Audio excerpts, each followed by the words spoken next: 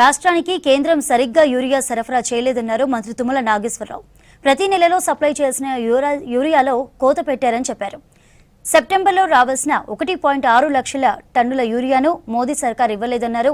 కాసేపట్లో యూరియా సరఫరాపై కేంద్ర మంత్రి జేపీ నడ్డాను కలవనున్నారు మంత్రి తుమ్మల.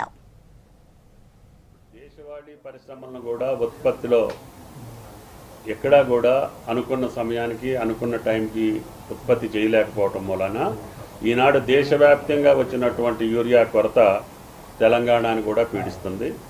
మాకు చెప్పినటువంటి 9,80,000 టన్నుల్లో ఇప్పటికీ 5,30,000 మాత్రమే కేంద్ర ప్రభుత్వం సప్లై చేయగలిగింది. అది అరాకొర ప్రతి నెలలో కూడా డిఫిసిట్ పెట్టారు.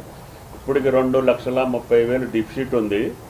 అదేవిధంగా సెప్టెంబర్లో రావాల్సిన 1,60,000 కూడా ఇంతవరకు మాకు సప్లై చేయలేకపోయారు. ఇతర దేశాల నుంచి వచ్చేదాన్ని మాకు అలాట్ చేయడం జరిగింది. తెలంగాణలో ఉన్నటువంటి ఆర్ఎఫ్సిఎల్ నుంచి అలాట్ చేసినటువంటి రామగుండం నుంచి కూడా మాకు ఒక బస్తా రావట్లేదు. ఎందుకంటే అది షట్ డౌన్ అయి ఉంది. లీకేజ్ అనే పేరు మీద 4 నెలలుగా రామగుండం ఎరువుల కర్మాగారం పనిచేయట్లేదు. కాబట్టి కేంద్ర ప్రభుత్వాన్ని మళ్ళొక్కసారి పదే ప్రతి నెల కూడా నడ్డా గారిని తెలంగాణ ప్రభుత్వ పరంగా నేను, అధికారులు, సాక్షాత్తు రాష్ట్ర ముఖ్యమంత్రి, పార్లమెంటు సభ్యులు కూడా పదే విజ్ఞప్తి చేస్తున్నాం. అయినా సరే అనుకున్న సమయానికి అనుకున్నంత యూరియా, వాళ్ళు చెప్పినంత యూరియా కూడా రాష్ట్రానికి పంపించలేకపోయారు. కాబట్టి రాష్ట్ర రైతాంగం కొంత ఆందోళనలో ఉంది. ఈ నెలలో కనీసం 1,60,000 కేంద్రం ఇచ్చినటువంటి ప్లాన్ ప్రకారం ఇచ్చినా కూడా మా రైతాంగాన్ని ఆదుకునే అవకాశం ఉంటుంది. కాబట్టి ఈ నెలే మాకు క్రిటికల్ తెలంగాణ రైతాంగానికి. అన్ని పంటలకి కూడా అవసరం. వరి కానీ, పత్తి కానీ, మిర్చి కానీ, మొక్కజొన్న కానీ అన్ని పంటలకి సెప్టెంబర్ తోటి ఆఖరి కోట అయ్యాల్సిన అవసరం ఉంటుంది. కాబట్టి దాన్ని కేంద్ర ప్రభుత్వం దృష్టికి తీసుకొచ్చి రైతాంగాన్ని కాపాడాలనే ఉద్దేశంతో వచ్చాం.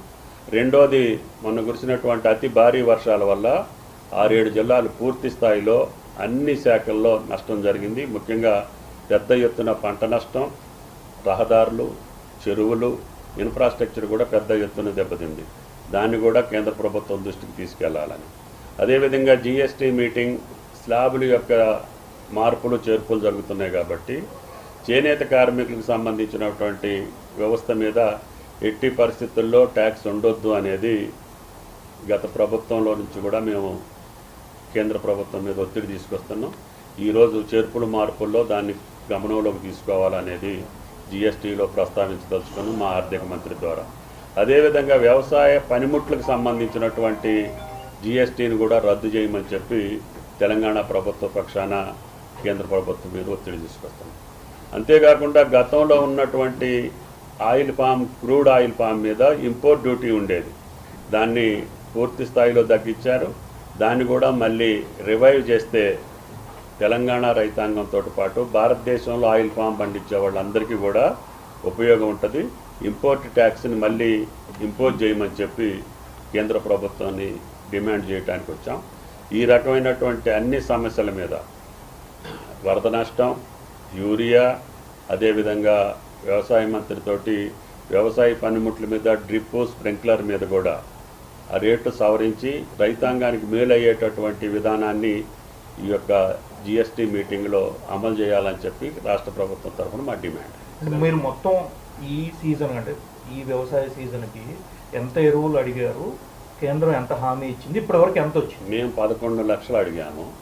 9,80,000 ఇస్తామని చెప్పారు. 5,25,000 ఇచ్చారు.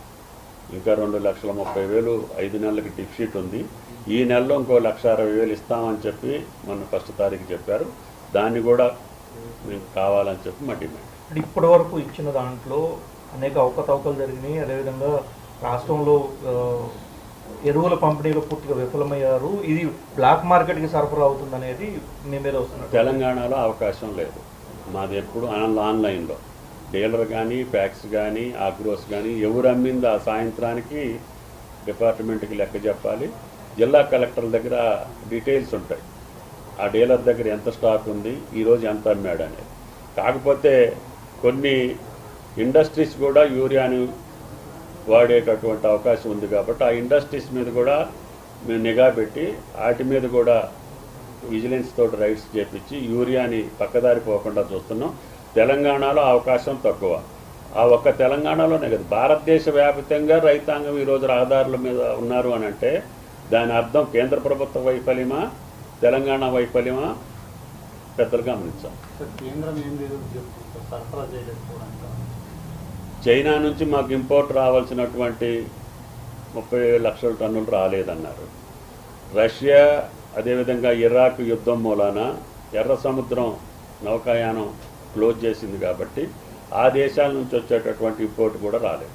భారతదేశం ఎప్పుడు కూడా 70% ఇంపోర్ట్స్ మీద ఆధారపడి ఉంది, 30% దేశీయ ఉత్పత్తి మీద ఆధారపడి ఉంది. దేశీయ ఉత్పత్తి కూడా గణనీయంగా తగ్గింది. అన్ని కంపెనీలు నాగార్జున ఫర్టిలైజర్స్ కావచ్చు, రామగుండం కావచ్చు, 4-5 నెలలుగా అవి ఉత్పత్తిలో లేవు. కాబట్టి వీటన్నిటి కారణాలు కేంద్ర ప్రభుత్వం ముందు చూపలేకపోవటం, దాన్ని గమనించి బయట నుంచి తెచ్చుకునే వేరే అవకాశాలు పరిశీలించకపోవటం, దేశీయ ఉత్పత్తిని కూడా పెంచలేకపోవటం. వాళ్ళ యొక్క నిర్లిప్తత కావచ్చు, నిర్లక్ష్యం కావచ్చు, ఏదైనా కావచ్చు. కేంద్ర ప్రభుత్వ వైఫల్యమే ఈనాడు భారతదేశ రైతాంగం మొత్తానికి యూరియా కొరత రావడానికి ప్రధాన కారణం. తెలంగాణలో ఇటీవల వచ్చిన భారీ వర్షాకాలంలో ఎన్ని హెక్టార్ల పంట నష్టం జరిగింది? అంటే మాకు ప్రాథమిక అంచనా నిన్నటి వరకు 2,25,000 30,000 ఉండొచ్చు అనుకున్నాం. నిన్నటి నుంచి ముఖ్యమంత్రి గారు అన్ని శాఖల అధికారులకి, అన్ని డిపార్ట్మెంట్ల యొక్క పూర్తి స్థాయి నష్టాన్ని డీటెయిల్ ఎస్టిమేట్స్ తోటి పంపించమని చెప్పాం. ఈరోజు ప్రాథమిక నివేదికతోటి కేంద్ర ప్రభుత్వానికి విజ్ఞాపన ఇవ్వచ్చు. కేంద్ర బృందం అంటే అడుగుతాం. లాస్ట్ ఇయర్ కేంద్ర ప్రభుత్వం వచ్చింది, మంత్రులు వచ్చారు, కేంద్రం కమిటీ వచ్చింది, పరిశీలించారు, నష్టం జరిగిన మాట వాస్తవం అని చెప్పారు, 1 పైసా కూడా ఇవ్వలేదు. అదే పద్ధతి పునరావృతం కాకుండా పోయినసారిది ఇవ్వాలి. ఈ సంవత్సరాన్ని కూడా మేము ప్రాథమిక అంచనాలతోటి ఈరోజు కేంద్ర ప్రభుత్వానికి నివేదిక ఇవ్వదలుచుకున్నాం.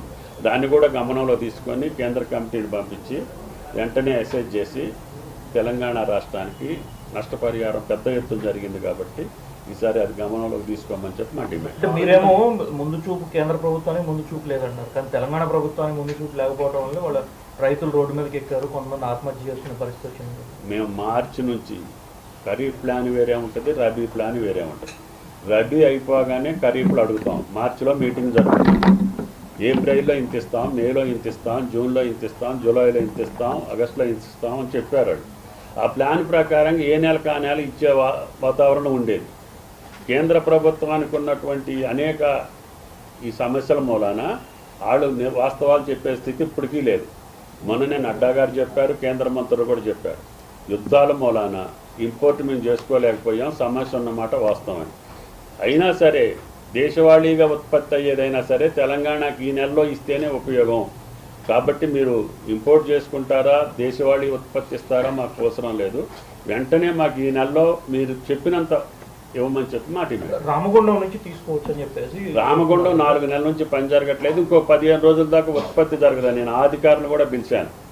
ఆ ఎండీని పిలిపించాను, సీఈఓని పిలిపించాను. ఏంటి అంటే ఆ లీక్ అయ్యేది ఆగట్లేదు, పదే జరుగుతుంది. మొన్న ఒక్కరోజు మేము స్టార్ట్ చేస్తే మళ్ళీ లీక్ అయింది, అమోనియా లీకు. కాబట్టి దాంతో మేము నడపలేము, ఇంకొక 15 రోజులు పట్టుద్ది. మాకు డెన్మార్క్ నుంచి వచ్చి దాన్ని సెట్ చేయాలంటారు. అవసరమైతే రేపు ఢిల్లీలో వాళ్ళ యొక్క యాజమాన్యం ఉంటే వాళ్ళని కూడా పిలిచి మాట్లాడాలనేది మా ఉద్దేశం. వరదల్లో నష్టపోయిన తక్షణ అవసరం కోసం ఎంత అమౌంట్ కావాలి? ఎందుకంటే కేంద్రం ఏ స్టేట్లో జరిగినప్పుడు తక్షణ అవసరంగా కొంత ప్రకటించారు, ఎంతవరకు తెలంగాణ ప్రకటించింది. ఈరోజు డీటెయిల్ ఎస్టిమేట్తో అన్ని శాఖలు నా దగ్గర వ్యవసాయ శాఖకు సంబంధించి ఉంది, R&D, ఇరిగేషను, పంచాయతీరాజ్ అన్ని డిపార్ట్మెంట్లతో మధ్యాహ్నానికి నివేదిక తీసుకొని ఆర్థిక శాఖ కార్యదర్శిని అదేవిధంగా డిజాస్టర్ కార్యదర్శిని అరవిందన్ రమ్మని చెప్పాము. 4ంటికి ఆ నివేదికని కేంద్ర ప్రభుత్వానికి సమర్పిస్తాం. అక్కడ హిల్స్ అడ్డం వస్తాయని అని చెప్పి విండ్ రోజ్ ఇంకా దానికి అనుకూలంగా లేదని చెప్పి రిపోర్ట్ ఇచ్చారు. ఈరోజు నౌకాయాన అది విమానయాన శాఖ మంత్రి రామ్మోహన్ నాయుడు కూడా కలవదలుచుకున్నారు. సార్, గతంలో అప్పుడు ఖమ్మము, భద్రాచలం లాంటి ప్లేస్లలో పెద్ద ఎత్తున విడుదల వచ్చాయి. మరి ఆ ఫండ్ ఇప్పటి వరకు ఎందుకు కేంద్ర ప్రభుత్వం విడుదల చేయలేదు సార్? అప్పుడు అంచనా వేసి అది నువ్వు కేంద్రాన్ని అడగాల్సిన సమస్య, నన్ను అడిగితే నేను. ఏంటి సార్ మేము పదే డిమాండ్ చేస్తున్నాం. కేంద్ర మంత్రి గారు సాక్షాత్తు వచ్చారు, ఆయన గారు అన్నీ చూశారు, నష్టం జరిగిన మాట వాస్తవం అని చెప్పారు. కేంద్ర కమిటీ వచ్చి అసెస్ చేసింది, ఇంత శాంక్షన్ చేస్తే సముచితమని కూడా చెప్పింది. కేంద్రం ఇవ్వలేదు. ఇవ్వని దాన్ని కూడా మళ్ళీ మేము ఈరోజు డిమాండ్ చేయదలుచుకున్నాం. ఎవరెవరు కలుస్తున్నారు సార్ ఈరోజు అపాయింట్మెంట్స్? ఈరోజు జిఎస్టీ మీటింగ్ అయిన తర్వాత మేము అడిగేది నడ్డా గారిని ఫస్ట్ ఎరువులకు సంబంధించి, పంట నష్టానికి సంబంధించి హోంమంత్రి గారికి ఇవ్వాలని, అదేవిధంగా క్రూడ్ పామ్ ఆయిల్కి సంబంధించి వ్యవసాయ శాఖ మంత్రిని అడగాలని,